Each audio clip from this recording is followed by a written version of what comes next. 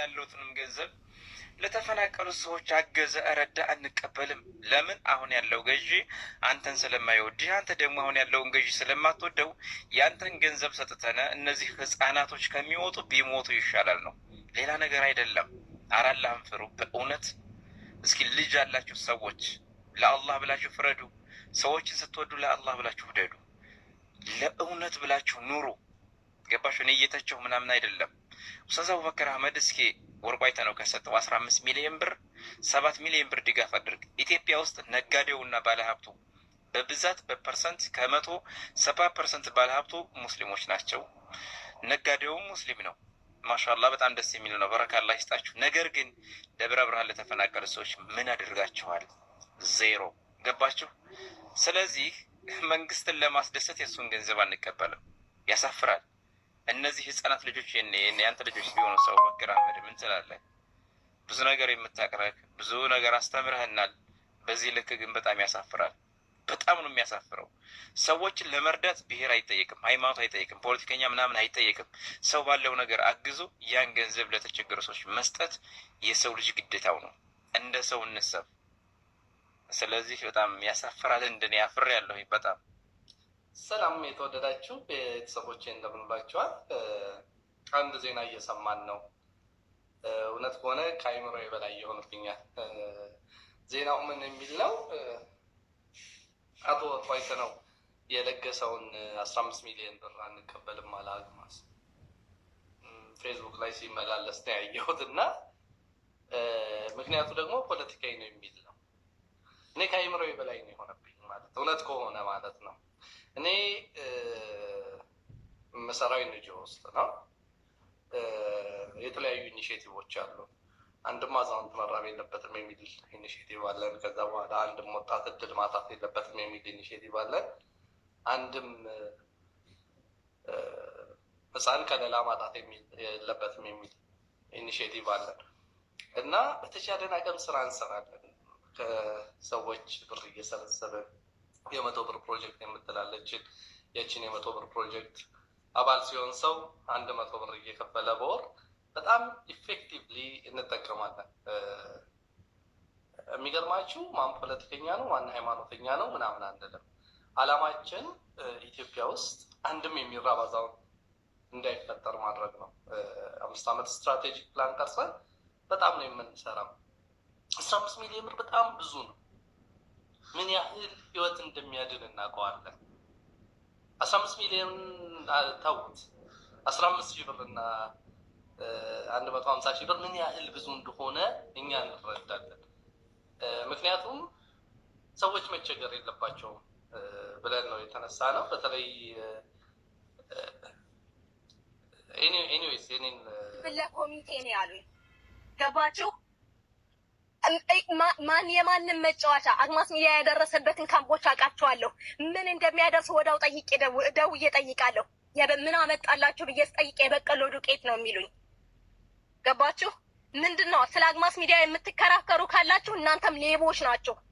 ኦዲት ሊደረግ ነው የተባለ ጊዜ ነው የተለዋወጠው።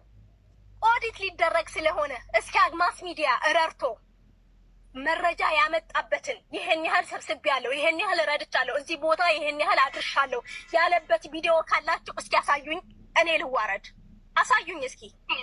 አግማስ ሚዲያ 4 ዓመት ሲረዳ ያመጣላችሁን መረጃ አሳዩኝ። ይሄን ካደረጋችሁ ጀግኖች ናችሁ።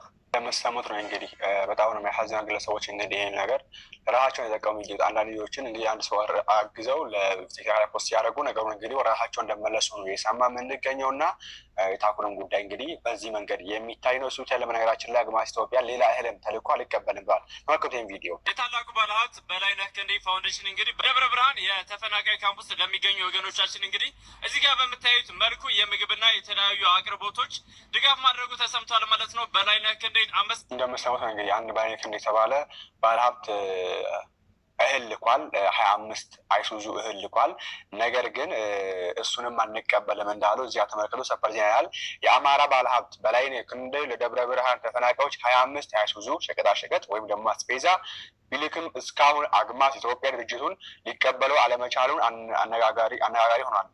ባለሀብቱ በላይነህ ክንዴ ወደ ትግራይ ስደተኞች እንዲላክም በብስጭት አዟል ይላል። እንደምትሰሙት ነው እንግዲህ እና እኔ ፍላጎቱም እንደሆነም አልገባኝም። እኔ አላውቅም ወይ የሆነ ሰው ወይ በሃይማኖት ወይ በሄዱ ተመርጦ እርዳታ እንዲደረግ የተፈለገው ወይ ደግሞ አይዶ ነው ምን እንደሆነ አልገባኝም። እና እናንተ ዙ ሀሳቦችን ያስቀጡበት። ከዛ ውጭ እንግዲህ ብዙ ቁጣንም አስነስቷል። እንግዲህ በተለይ ኡስታዝ አቡበከር ላይ ምክንያቱም ኡስታዝ አቡበከር ነው ሼር ያደርገው። ኡስታዝ አቡበከር ራሱ ከዚህ በፊት ብዙ ብር ሰብስቧል፣ ግን እንዴት እንደገባ አይታወቅም የሚሉ መረጃዎችም ሲወጡ እያለ ነበር። እና እስኪ እነዚህ በተመከቷቸው እንዳንተሳሰብ ታኩርን አሳፈኑት አይደል? አግማስ ሚዲያ ኦዲት እንዲደረግበት አይፈልግም። 4 ዓመት ሙሉ የህዝብ ገንዘብ ሲበላ ኑሯል። ተደውሎ ሊምን እንደተባልኩ ታውቃለህ ጀማል? ለእንትኖ ለኮሚቴ እንዳይሰጥብን እባክሽ በእጃችን አሰጭን ነው የተባልኩት። ምክንያቱም መጋዘኑን እስኪ ክፈቱን ብዬ ሳይ መጋዘኑ ውስጥ ተከምሯል። ቪዲዮ አለ ይቀርላችሁት። ገባችሁ አይደለ? ለዚህም ነው እኛ ህዝበ ሙስሊሙ የራሳችን መጅሊስ ያስፈልገናል። በውሃብያ መጅሊስ አንመራም፣ በእነኚህ አረመኔ ጨካኞች አንመራም እያልን ያለ ነው። ለዚህም ነው አሁን ወቅቱ የደረሰ ይመስለኛል። ሁላችሁም ነቅጣችሁ ይሄን ሚዲያ ልትጠቀሙበት ይገባል። ውሃብያ የራሱ ኪስ አይጉደልበት፣ የራሱ አይራበው እንጂ የኢትዮጵያ ህዝብ ፍግም ብሎ ቢያልቅ ጉዳዩ አይደለም። ገባችሁ አይደለም? እነሱ አላማቸው መስጊዶችን ማፍረስ፣ ዑለሞችን ማሰቃየት። ለምንድን ነው እንደዛ የሚያደርጉ ይመስላችኋል? የራሳቸውን ጥቅም እያስኬዱ እኮ ነው። ስለ ወገናቸው ምንም የሚያገባቸውና የሚቆረቆሩት ነገር የለም። ነገር ግን ሙስሊም ሲባል ጣታቸው የሚቀሰረው ወደ ህዝበ ሙስሊሙ ነው፣ ምንም የማያውቀው ሙስሊም ላይ ማለት ነው። ህዝብ በለገሰው ገንዘብ ወገን እዚህ ጋር ተርቦ እነሱ ይሳለቃሉ፣ ፖለቲካ አድርገውት ማለት ነው። ረሀብ ጊዜ ይሰጣል። ማንስ ብትሆን ምንስ ብትሆን እንኳን አይደለም አንድ የሃይማኖት መሪ ነኝ የሚል ሰው እና ተራ ግለሰብ እንኳን በራብ የሚጨከን ሰው የለም በወገኑ ላይ ለዛው። ስለዚህ በእነኚህ አውሬዎች በእነኚህ ጨካኞች እኛ ህዝበ ሙስሊሙ ልንመራ አንችልም። የራሳችን መጅሊስ የራሳችን ተቋም ያስፈልገናል። አዎ ሁላችሁም በእንደዚህ አይነት ጉዳይ ላይ መሳተፍ ይኖርባችኋል። እነኚህ ናቸው መጅሊሱ ላይ ቁጭ ብለው ሀገርን እየበጠበጡ ያሉት፣ ወገንን እያባሉ ያሉት፣ እየፈጩ ያሉት እነኚህ ናቸው። በጣም ያሳፍራል። የአግማስ ኢትዮጵያ አሳፋሪ ድርጊትና አሳፋሪ ስራ ዛሬ ልነግራችሁ ፈልጋለሁኝ እና በጣም ያሳፍራል። ይህ መልእክቴን ለኡስታዝ አቡበከር አህመድና ለአግማስ ኢትዮጵያ እንድታደርሱልኝ በአላህ ስም ጠይቃችኋለሁ። ሰላም አለይኩም ወራህመቱላሂ ወበረካቱሁ። እንግዲህ ትናንትና በታኩር ቤት ወርቁ አይተነው 15 ሚሊዮን ብር ለደብረ ብርሃን ለተፈናቀሉት ድጋፍ አድርጎ ነበረ።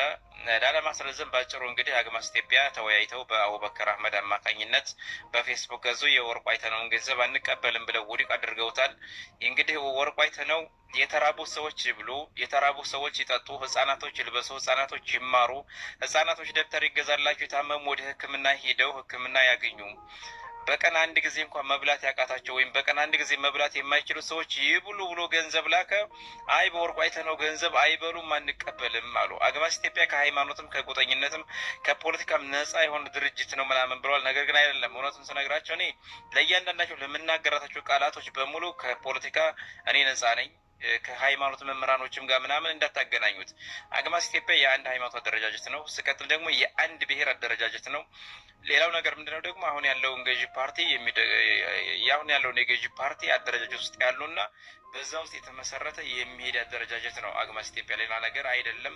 የሚያወሩት ነገር በሙሉ ሮንግ ነው። እንዳታዳምጧቸው ልላችሁ ፈልጌ ነው። ስለዚህ ምንድነው ወርቁ አይተነው ፖለቲከኛ አይደለም፣ የራሱ ታጣቂ ድርጅት የለውም። ምናልባትም የፋኖ ድርጅት ፋኖን ይደግፋል ምናምን በሚል ወደ ተባሯል ከሀገር። ይሄ ሰውዬ የቢራ ፋብሪካ እነዚህ ሌቦች እነዚህ መጥተው ገንዘቡን ካልመለሱ አንላቀቅም። ቀልድ አይደለም። ዛሬ ነገ እየተባለ የሚተው ነገር አለ። ለህዝብ ነው የደረሰ። ተርበው ተጠምተው ነው መድረስ አለበት። እኛ አልጠየቅናቸውም። ከእነሱ ጋር ንክኪ ራሳቸው ናቸው ለምነው የመጡ መሲ ራሳቸው ናቸው። እንደ ቀልድ የሚታለፍ ነገር አለ። 15 ሚሊዮን አይቀበሉ።